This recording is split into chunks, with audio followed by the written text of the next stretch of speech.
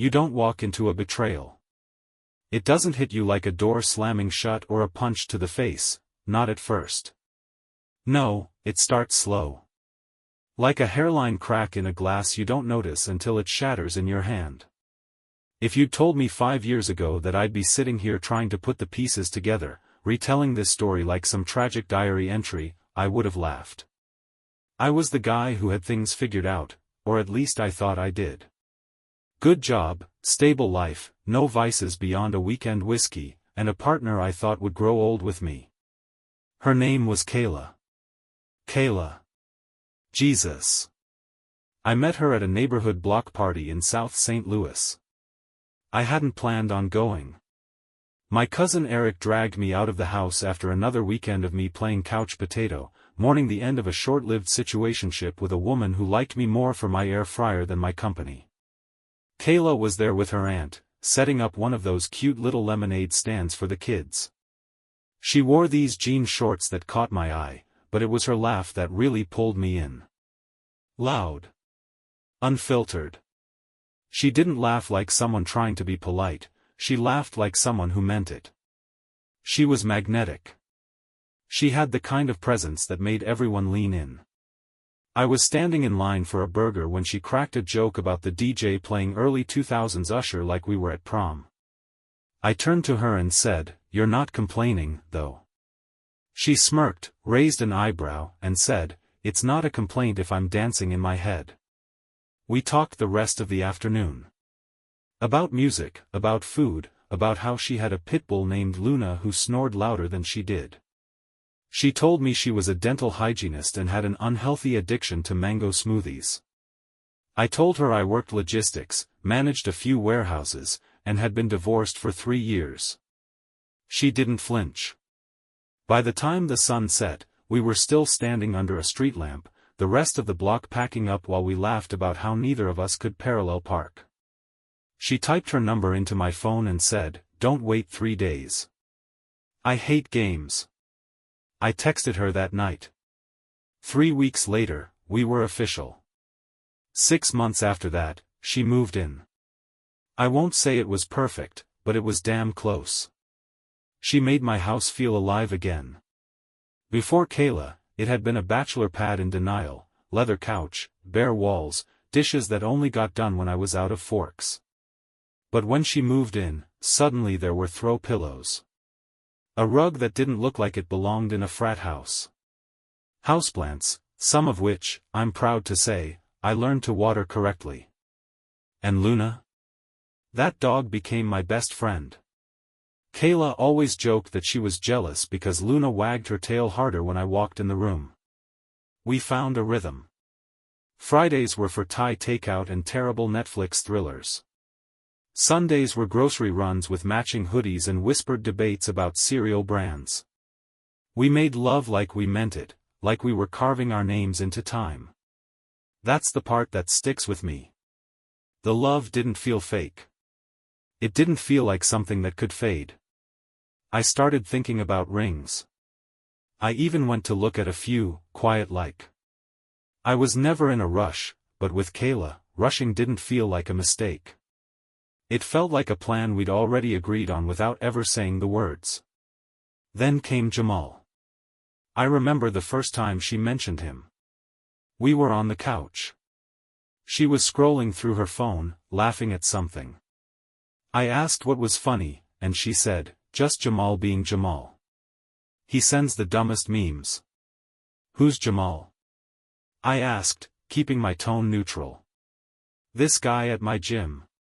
He's cool. He started working out in the mornings too, so now we kind of have this friendly competition thing going on." It didn't sound like anything at the time. She had a few guy friends, I wasn't the insecure type. But now, looking back, I remember the way she said his name. Casual, but rehearsed. Almost too offhand, like she wanted me to think it was nothing. Funny how your brain catches things in hindsight. Anyway, I let it slide. I kissed her forehead, said, "Save some wins for the rest of the gym," and we moved on. But from that moment, things started to shift. Slowly. Subtly. She started hitting the gym more often, said it helped her decompress. Sometimes twice a day. I was proud of her hustle. That's what I told myself. But her gym bag started coming home at weird hours. And the one time I dropped by the gym to surprise her? The front desk said she'd already left an hour before. I brushed it off. Told myself she probably grabbed a smoothie or went for a walk. But it was the silence that crept in next. The little things. She stopped leaving notes in my lunchbox. Stopped falling asleep on my chest. Her phone started living face down on the nightstand, and every time I walked into the room, her screen would dim like it was ashamed. I told myself I was overthinking. That's the thing about trust, it dies quietly. You don't hear the moment it breaks. But you feel it. You feel it in your gut. And I felt it. But I didn't listen. Not yet. If you'd asked me back then, I would have said everything between Kayla and me was just hitting a lull. That's what long-term relationships do, right? They calm down. Settle. The butterflies leave and in comes the comfort, the quiet reassurance that you're not just lovers, you're teammates. Partners in the grind.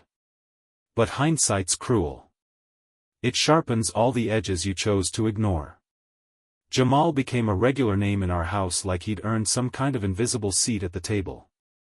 I'd hear about his PRs at the gym, his playlist choices, how he cracked her up mid-set with jokes about protein shakes and squats. Sometimes she'd imitate the way he talked, this exaggerated deep voice, almost cartoonish. I'd laugh along, because that's what you do when you're trying to be secure. You laugh. You don't flinch. You pretend it doesn't bother you that your girlfriend brings up another man's name more often than your own. I met him 2 months after I first heard about him. It wasn't planned. Kayla and I were out grocery shopping at Trader Joe's on a Sunday afternoon, halfway through debating frozen dumpling brands when she stopped mid-sentence. I followed her gaze and saw a tall, built man with dark skin, a trimmed beard, and a body that looked carved from ambition. He was standing near the bananas, checking his phone with one hand and holding a green smoothie in the other. "Jamal?" she said, like she was surprised, but her voice had this upward lilt, excitement barely restrained. He looked up, and the way his face broke into a smile when he saw her made my stomach knot. Not because he was attractive, I'd seen good-looking men before, but because it was the smile of someone who already knew how she laughed, who'd memorized the way her shoulders shook when she did. It was a familiar smile. A dangerous one. They hugged like it was routine. Her arms wrapped around his neck, his around her waist, and even though it didn't last more than a few seconds, it was long enough to make me feel like I wasn't in the room. "And this must be the man himself," Jamal said, extending a hand to me. His voice was smooth, one of those baritones that didn't need to try to be confident. It just was. I shook his hand and nodded. "Yep. I'm Aaron." He smiled, that too cool smile some guys wear like a uniform, and said, "Kayla talks about you. Says you're a good man. You lucky, bro." "Yeah," I said, forcing a grin that hurt my face. "I know." We stood there making small talk. Jamal was charming. Too charming. The kind of man who made other men feel either invisible or on edge. I stood my ground, smiled at the right places, even cracked a joke about the gym being Kayla's second home. But the whole time, I felt like a spectator in a conversation between people who'd already crossed lines I hadn't even seen yet. When he left, she watched him walk away. Not long. Maybe 2 seconds. But I saw it. You know when someone watches someone they admire, or want, or maybe already have. It's different. Eyes linger like fingerprints. "Nice guy," I said as we walked to the checkout line, trying not to sound bitter. She nodded, still scrolling her phone. "He is. He's funny too. Keeps things light at the gym." I murmured. That night, I couldn't sleep. I told myself it was nothing. That I was being insecure. That Kayla had always been bubbly, always had guy friends, and that just because someone else found her funny didn't mean he found her irresistible. But deep down, something had shifted in me that day. Not just suspicion, but shame. Like I'd already started losing her and couldn't even admit it out loud. The following week, she came home late 3 nights in a row. Just took a long shower after the workout, she said, brushing off my questions. On Thursday, she came home with her hair slightly damp and her skin smelling like body wash that wasn't hers. Not our usual lavender or mint, this was musky. Like cologne on borrowed towels. You smell different, I said. She paused. Oh, I used a sample body wash they had at the gym. Some sandalwood something. It was free.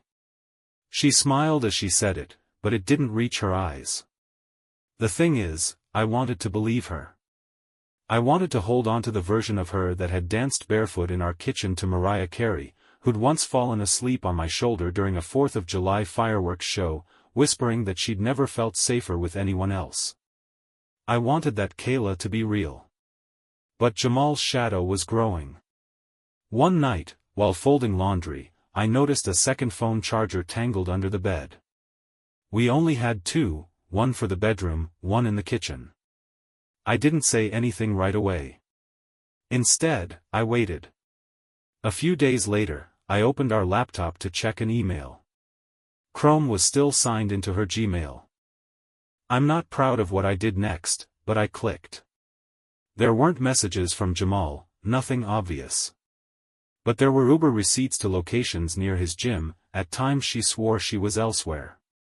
There were 2 Amazon purchases, both sent to a locker pickup location, neither of which I ever saw in the house. The pieces weren't forming a full picture yet. But they were piling up.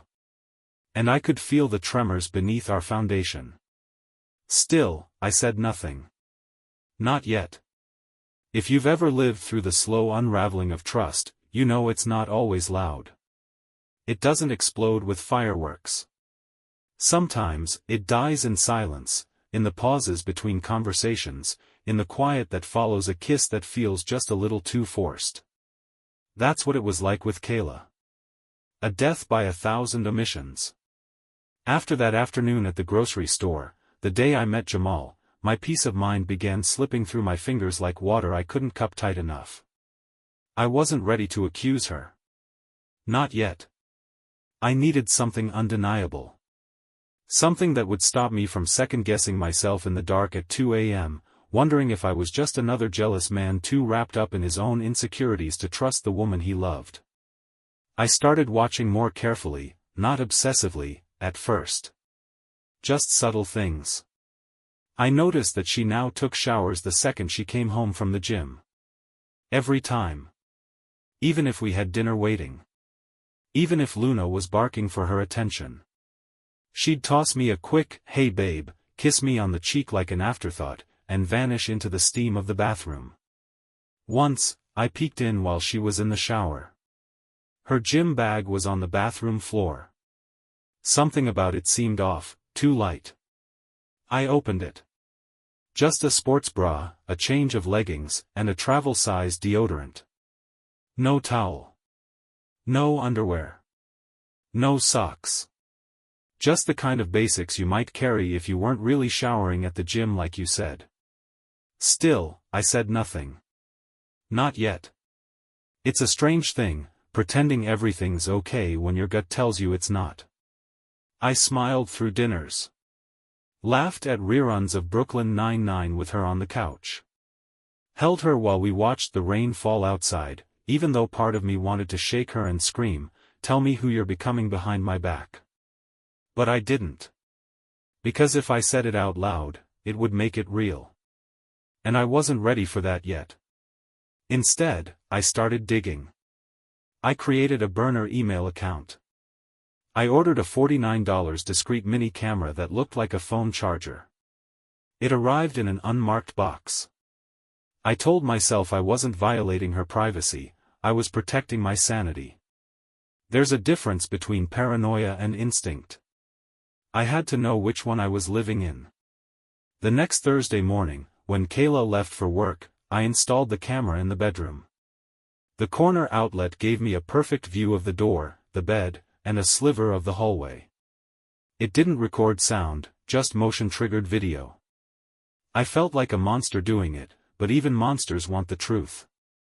The first few days showed nothing out of the ordinary. Kayla came home, changed clothes, watched TV, scrolled on her phone. She'd sing to herself while folding laundry. Once, she danced in front of the mirror in an old t-shirt of mine, mouthing lyrics to a Beyoncé song. It almost made me cry. Not because it was beautiful, but because it made me question everything I feared. Maybe I really was the problem. Maybe I was broken in a way that made me see shadows where there was light. Then came the following Monday. I had taken the day off for a dental appointment. Around noon, I got an email notification, motion detected in the bedroom. Kayla had told me she was staying late at work to finish up some client calls. Said she'd be home around 7. But there she was, walking into the bedroom at 12:04 p.m., still in her gym clothes. Tight black leggings, neon pink sports bra. Her hair was tied up in that high puff she always wore when she meant business, either at the gym or in bed. She moved quickly, straightening the sheets, fluffing the pillows. She lit one of our candles. The vanilla and sandalwood one I had bought for our 2-year anniversary. The one she only lit when we were being intimate. Then came Jamal. He walked into the frame like he owned it. Shirtless. Confident. His hand trailed across her lower back as he kissed her neck. She leaned into it, slowly, deeply, like it was a ritual they'd done before. She smiled at him, that same soft smile she used to give me when I'd make her coffee just the way she liked it. They didn't talk much. Their movements were too familiar for that. She pulled him toward the bed. They didn't even bother undressing completely. Just enough. Enough to humiliate me without even being in the room. I watched everything.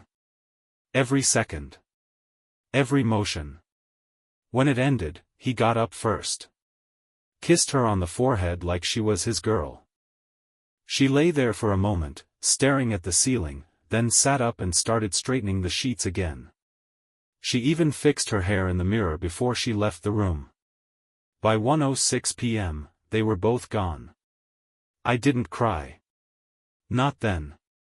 I stared at the screen with a numbness I still can't quite describe. I felt like a ghost in my own life. A man who'd watched his own relationship die on a 7-inch LCD screen. Every doubt I had, all the whispers in the back of my mind, had just stood up and clapped. Later that day, she came home with Thai takeout. Smiled like nothing had happened. Asked how my appointment went. Kissed me on the cheek. And I let her. Because the part of me that was still in love didn't know how to fight the part of me that had just been buried alive. You never forget the first moment you look at someone you love and feel nothing but ice. Not anger. Not jealousy. Not even sadness. Just cold. Kayla came home that night with our usual, pad CEW for me, green curry for her. The irony wasn't lost on me. She'd made love to another man on the sheets I'd bought for us, under the roof we shared, and still managed to pick up dinner like she'd earned her place in our rhythm. Like she hadn't just split my soul in half and walked away with the better piece. I watched her unwrap the containers, humming softly as she laid out the plastic forks and napkins. She asked me if I wanted to eat in the living room or at the kitchen island, her tone as casual as if we were just back from a walk. I told her the island was fine. She smiled and nodded, like everything was still okay. And I went along with it. I don't even know why. Maybe it was self-preservation. Maybe I needed to see her through this new lens a little longer, to study her the way you might examine a lie you've repeated so often, it starts to sound like truth. While we ate, she told me about a client named Madison who showed up late for a cleaning and had the audacity to ask if Kayla could still take her. I said yes, of course, she said, chewing on a piece of chicken. But inside, I was like, girl, the world doesn't revolve around your teeth. I laughed. Not because it was funny, but because it felt like a role I was supposed to play. Like I'd forgotten my real lines and was improvising grief. After dinner, she kissed me again. A quick, soft peck on the lips. It tasted like betrayal and Thai basil. Then she disappeared into the bathroom, probably to wash the day off her skin, and maybe, in her mind, wash away what she'd done just hours earlier. I sat alone in the kitchen, staring at the empty container in front of me, my stomach now aching in ways food couldn't touch. The silence around me wasn't peaceful, it was surgical. Cutting. Everything looked the same dim light, same mismatched barstools, same framed photo of us on vacation in Charleston, laughing in front of a lighthouse. But it all felt like props on a stage built for a play I didn't agree to be in anymore.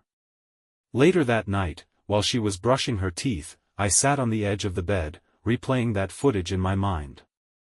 The way she had leaned into Jamal's chest. The way she'd smiled at him after. It wasn't just the act itself. It was the intimacy. The ease. Like this wasn't a one-time thing. This was something practiced. Worn in. I thought I could sit with it. I thought I could carry it a while longer. But something in me, something old and buried, began to stir. Not rage. Not quite. It was closer to reclaiming something. My voice. My self-worth. Whatever had been drowned in compromise.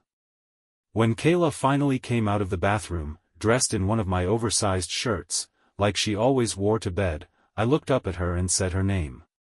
She paused. Yeah? Did you shower after work? I asked, keeping my tone neutral. She blinked. No. I showered at the gym. You were home around noon, I said. You told me you were working late. She hesitated. I came home on my lunch break. I forgot my wallet. You weren't supposed to be home, so I didn't mention it. Is something wrong? I stood up. Slowly. Deliberately. I saw the footage. Her body stiffened. Her breath hitched like someone had hit pause on her lungs. What footage? The camera. The one I hid in the outlet. I saw everything, Kayla. There it was. No more dodging. No more pretending. Her mouth opened, then closed again. Her hands trembled slightly as she reached for the edge of the dresser. Aaron, No, I said, raising a hand, not to silence her, but to give myself a second to keep from falling apart. Don't insult me with an excuse. Just, don't. She sat down across from me, eyes wide and brimming, as if the tears might redeem her. I didn't mean for it to happen. I laughed, bitter and raw. You didn't mean to happen into our bed with another man? That's funny, because it looked pretty damn intentional from my angle. I was lonely, she whispered. You've been so distant.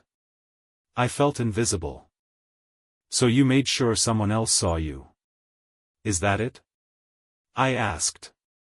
You wanted someone to look at you the way I used to, so you found someone who would. And instead of telling me, talking to me like a grown adult, you just opened your legs and closed your heart? She flinched like I'd slapped her, and part of me hated myself for saying it that way. But another part, the part she'd broken, felt like it deserved that one moment of honesty, however brutal. Tears slipped down her cheeks. I didn't want to lose you. I shook my head. You didn't lose me, Kayla. You threw me away. You looked me in the eyes every day for weeks and lied to my face. You made me doubt my instincts, question my sanity, love you through my own slow death. She didn't say anything. Just sat there, sobbing into her hands, while I grabbed my jacket from the closet. My hands trembled as I zipped it up, but I didn't look back. Before I walked out, I turned to her one last time. "I don't know where I'm going tonight," I said. "But I know I can't sleep next to you. Not after what I saw. And definitely not after what I feel right now." The door clicked softly behind me. The night air outside hit hard. Cold. Real. But at least it didn't lie. I didn't go far that night. I wish I could say I drove out to the river, sat on a cliff somewhere like they do in the movies, stared at the stars until the numbness faded. But the truth is simpler, and more pathetic. I ended up parked in the lot of a 24-hour Walgreens, engine off, coat zipped to my chin, listening to the faint hum of my own heartbeat through the silence. I sat there for almost an hour. Didn't touch my phone. Didn't cry.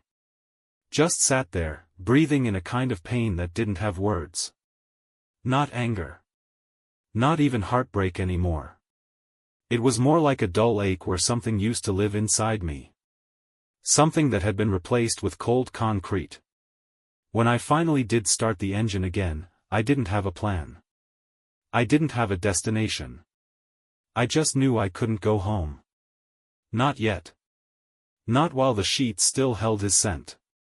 Not while Kayla was probably curled up on the couch with her guilt, waiting to perform her next act of redemption. I ended up at Eric's place. My cousin. The same one who dragged me to that block party years ago, where I first met Kayla.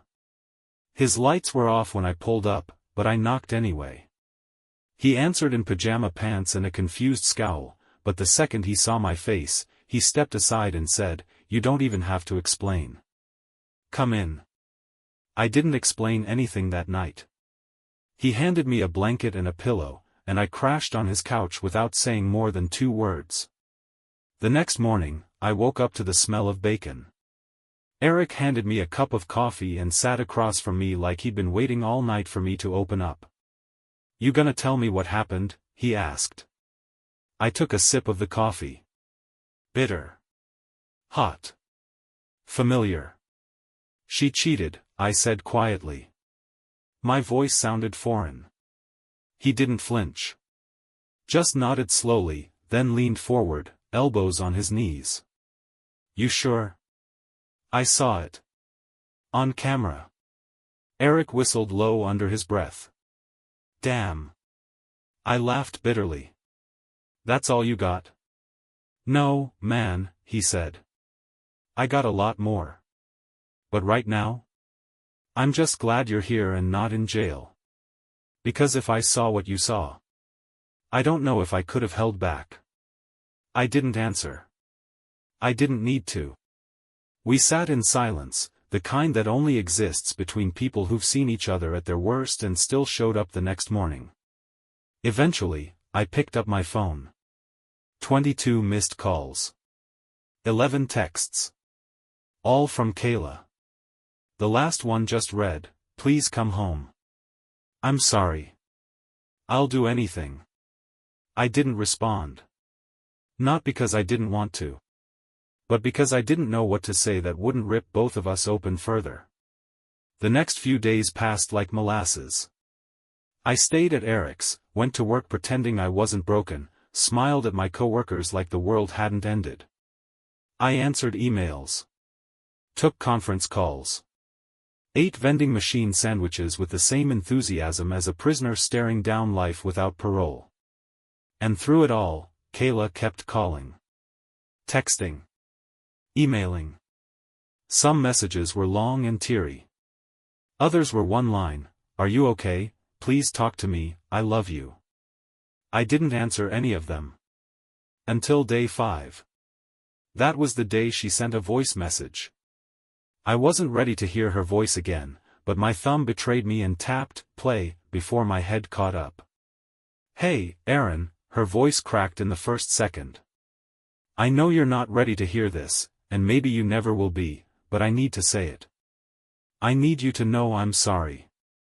I know sorry isn't enough, and I know what I did broke something in you that maybe can't be fixed. But I swear to God, it wasn't about love. It wasn't about replacing you. I just..." She paused there. A deep breath. A quiet sob. I just felt invisible, she continued. Not because of you. You did everything right. That's what makes this worse. You were good to me. You made me feel safe. And maybe I hated that because it meant I had to face all the ways I stopped being good to myself. Jamal didn't matter. I didn't even want him. I just wanted to feel wanted again. And now? Now I'd give anything to go back and not touch him. Not lie to you. Not burn this to the ground. I love you. And I'm sorry. I'm so sorry. The message ended, but I listened to it 3 more times. Each time, I tried to find the part where it would feel like enough. The part where her tears would glue back what she'd torn. But I never found it. What I did find, though, was anger. Not the explosive kind that sends dishes flying or fists through drywall. No, this was colder. Clearer. The kind of anger that comes after heartbreak, when the fog lifts and you realize you've been negotiating your worth for far too long. She said she felt invisible. But what about me? What about the nights I waited up for her, dinner getting cold, thinking maybe she was just stuck in traffic? What about the time I canceled a work trip because she said she just needed me around more, not knowing she was spending that time with him? What about every time I asked if something was wrong and she kissed me instead of telling me the truth? You don't get to destroy someone and then say it wasn't personal. It was personal. And now it was mine to carry. By the time a full week passed, I knew I couldn't hide out at Eric's forever. His girlfriend had been gracious about the unexpected guest situation, but I could feel the quiet tension.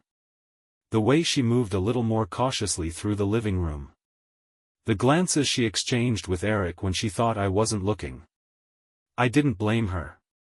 I wasn't exactly a pleasant addition to anyone's home, sleeping in my jeans, barely speaking, staring at a wall like it held answers. So I told Eric I needed to go back. You sure? He asked, not trying to hide his concern. I nodded. Yeah. It's time. What I didn't say, but what sat in my throat like a splinter, was that I wasn't going back to make things right. I wasn't going to forgive, or understand, or even talk. I was going back because I needed to face the wreckage on my own terms. To walk through what used to be mine and see what was left of it. When I pulled into the driveway, the house looked the same as it always had. The porch light was on, she'd always left it on for me when I worked late shifts. I used to find that small gesture comforting. Now it felt like a lie she left burning.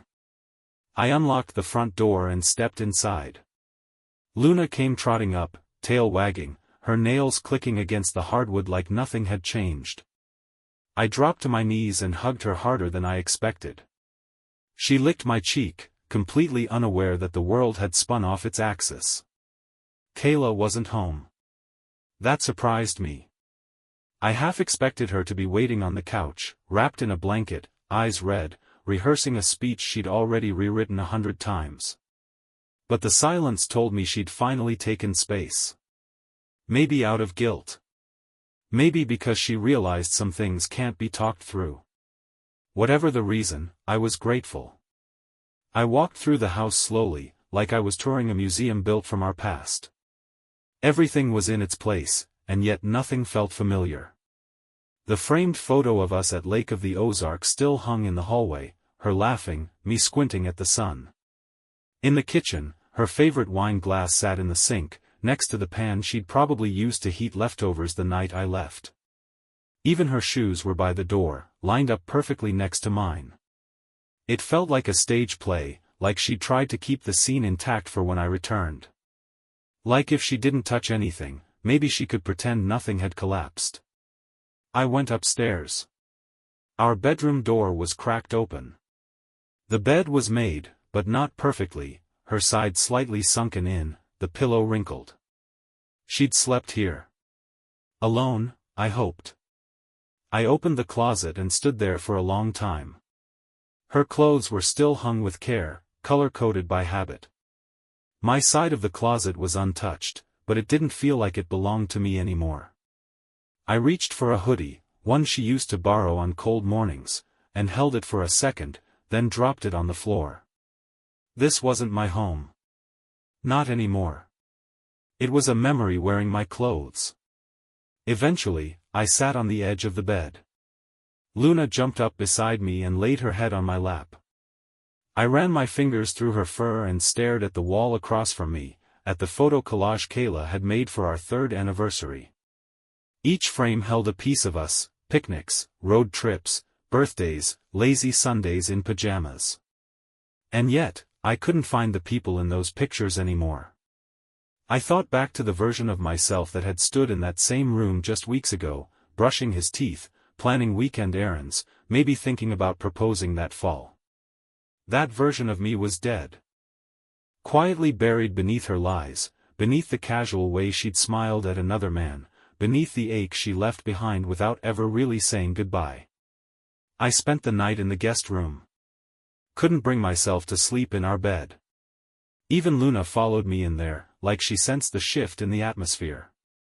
I didn't sleep much, just stared at the ceiling and listened to the house creak around me like it was grieving, too. The next morning, I started packing. Not everything, just enough. A few changes of clothes, my laptop, toiletries. I didn't know where I'd end up. Maybe I'd stay with Eric a bit longer. Maybe I'd find a month-to-month rental until I could figure out my next move. But I knew I couldn't stay in that house. I didn't leave a note. She didn't deserve closure handed to her like a gift wrapped in forgiveness. If she wanted answers, she'd have to sit in the silence she created and figure them out on her own. Before I left, I walked through the living room one last time. The light filtered through the blinds just right, casting long shadows across the floor. I stood there, taking in the quiet.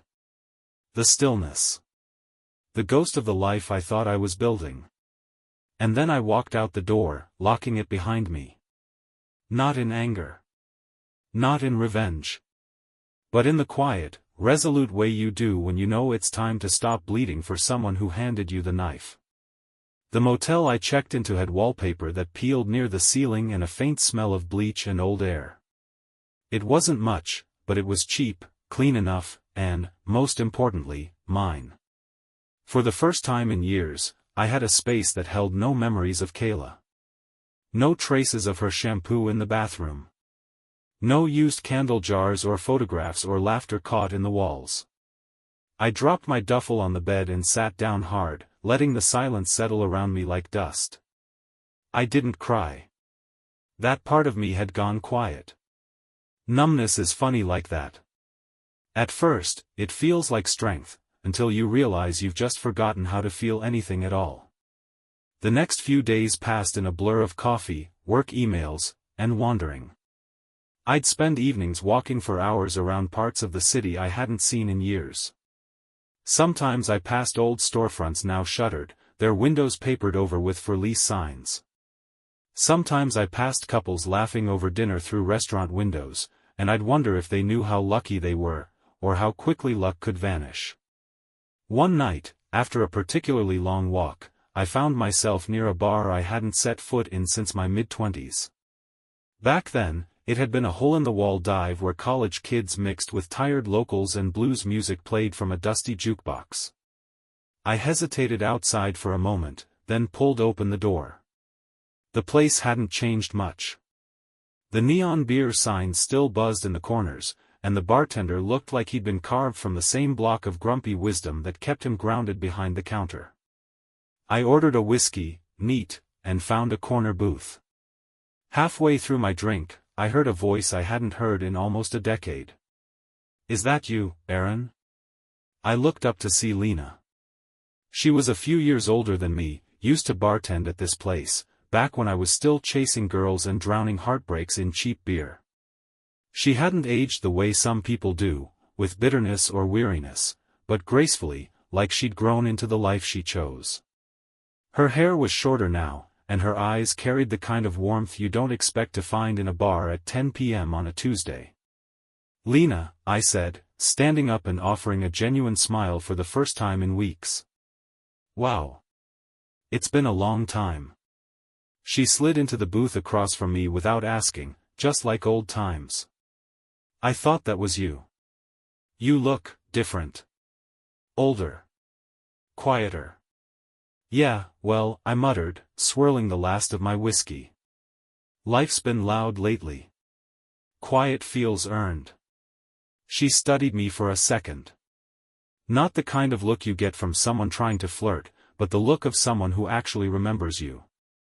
Who remembers the stories you told after too many drinks, the hopes you confessed when you thought no one would remember in the morning. You okay? She asked. It was such a simple question. But nobody had asked it that way. Not in days. Not since it all broke open. I nodded slowly, then shook my head. No. But I will be. I think. Lena tilted her head, waiting. My girlfriend, fiancé, I guess. She cheated, I finally said. The words didn't sting like they had. Now they just sat there, flat and dry. With a guy she met at the gym. I caught it on camera. Left the house a week ago. She winced. Damn. That's brutal. Yeah. You still love her? She asked. I wanted to lie. But what would be the point? I don't know. I think I love who I thought she was. I'm just not sure I know who she is anymore. Lena nodded, tracing the rim of her glass with one fingertip.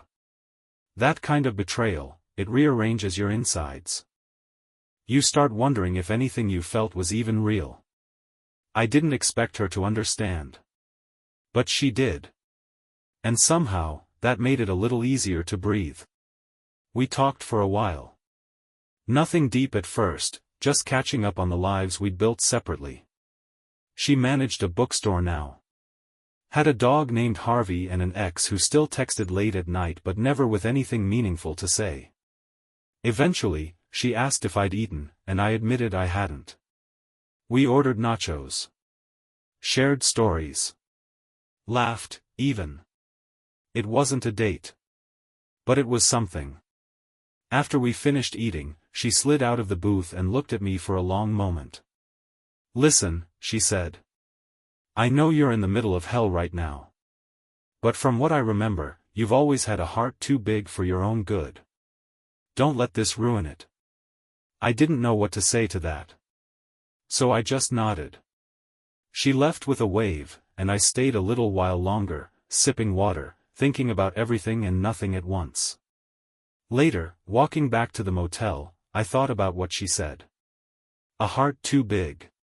Maybe that was part of the problem. Maybe I'd let mine expand to fit someone who never really deserved the space. 2 weeks had passed since I left, and every one of those days was like peeling sunburned skin, raw, fragile, always threatening to crack. I had stopped replying to Kayla's texts altogether. The last thing she wrote was a string of half apologies, half pleas. Please just come back so we can talk. You don't have to say anything, just let me see you.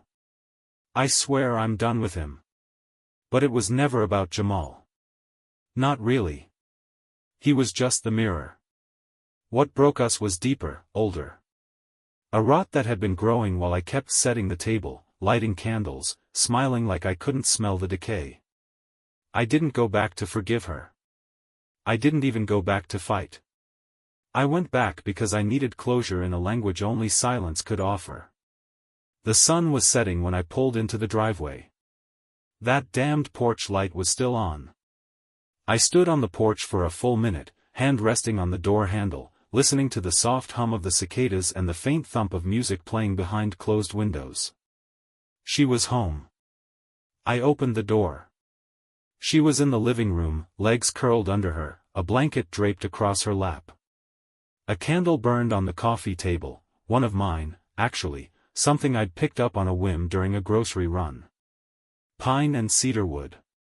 She always said it smelled like winter in a cabin. She didn't get up. Didn't rush to hug me or speak first. She just looked at me. Her eyes were rimmed with exhaustion, like she hadn't slept in days, and her hair was pulled back into a messy bun that looked more like survival than style. "Hey," she said quietly. I nodded. "Hey." I stepped inside, shutting the door behind me with a soft click.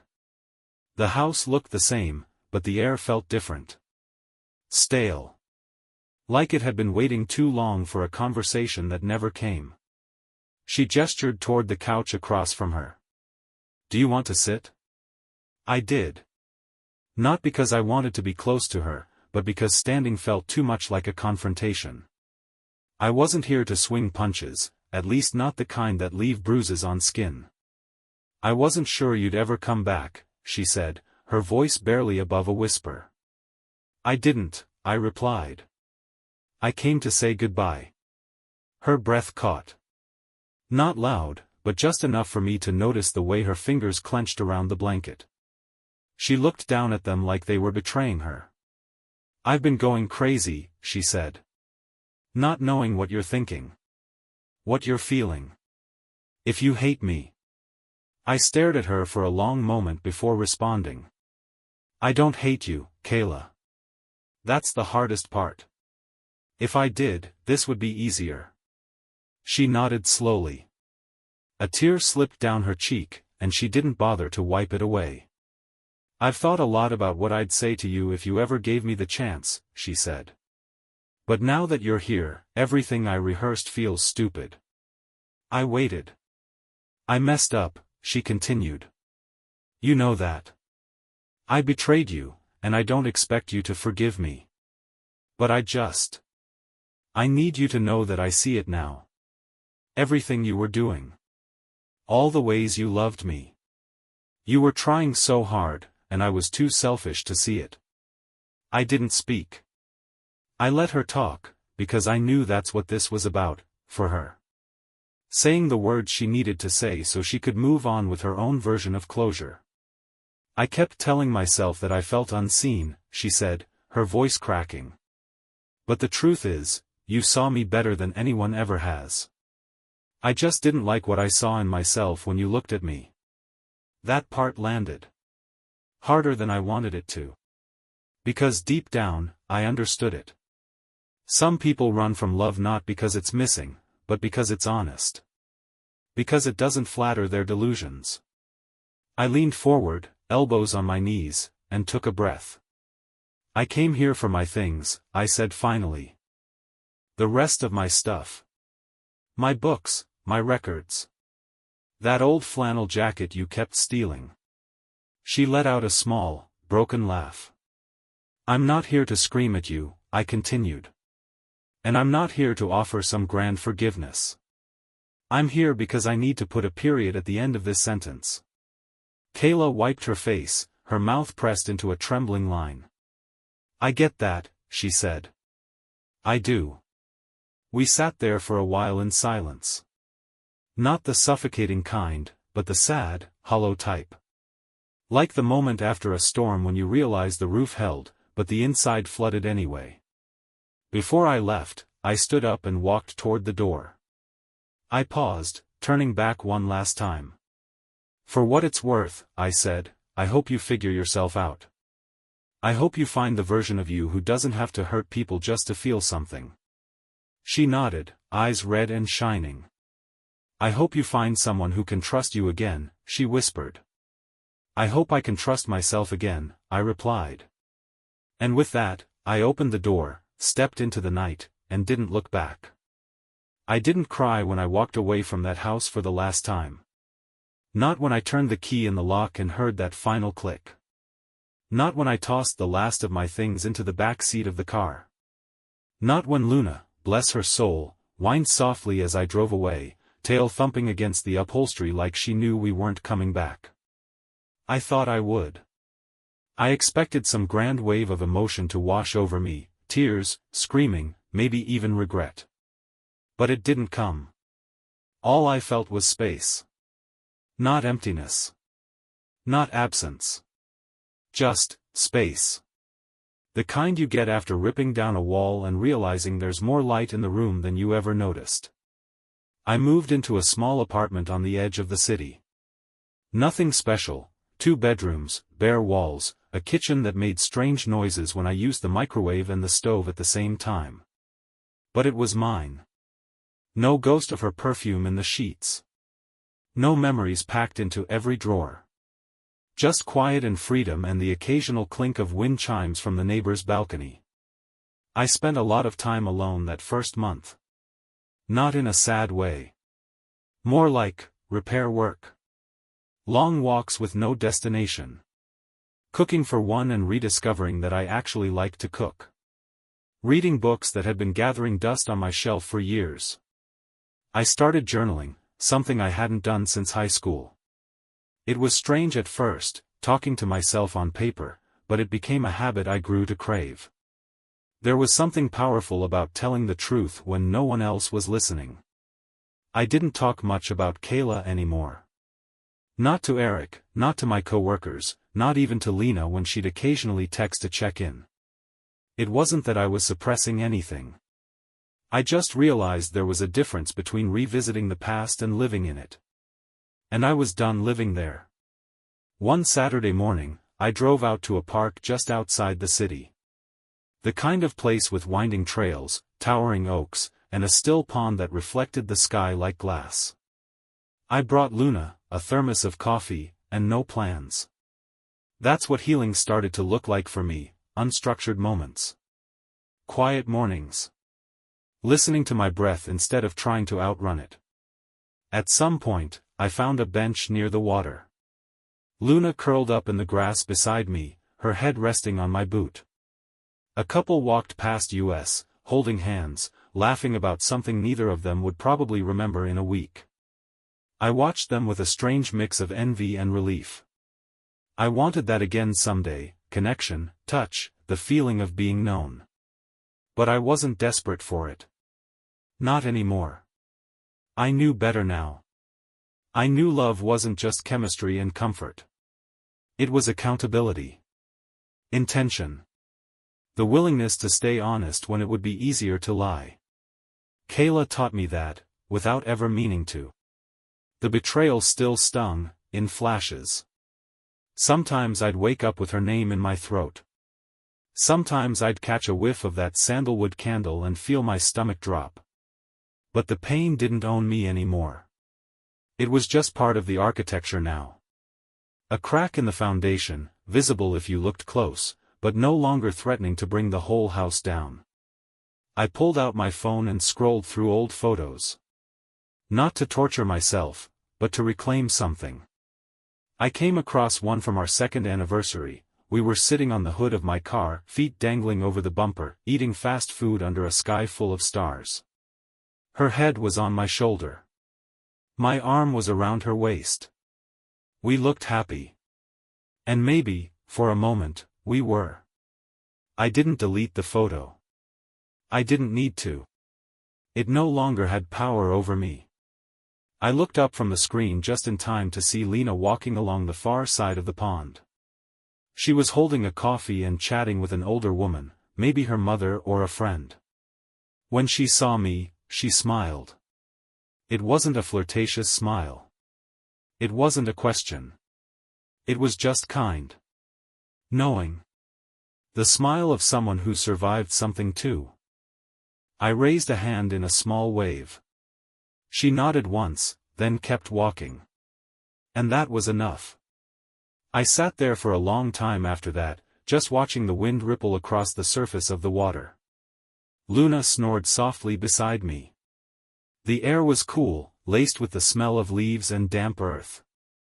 For the first time in months, I felt the weight in my chest shift, lighter now. Manageable. I didn't need Kayla's apologies anymore. I didn't need closure from her mouth. I'd found it in the silence. In the absence. In the decision to walk away and not fill that emptiness with noise. The truth was simple, once I stopped running from it. She chose someone else, yes. But I chose myself. And that made all the difference.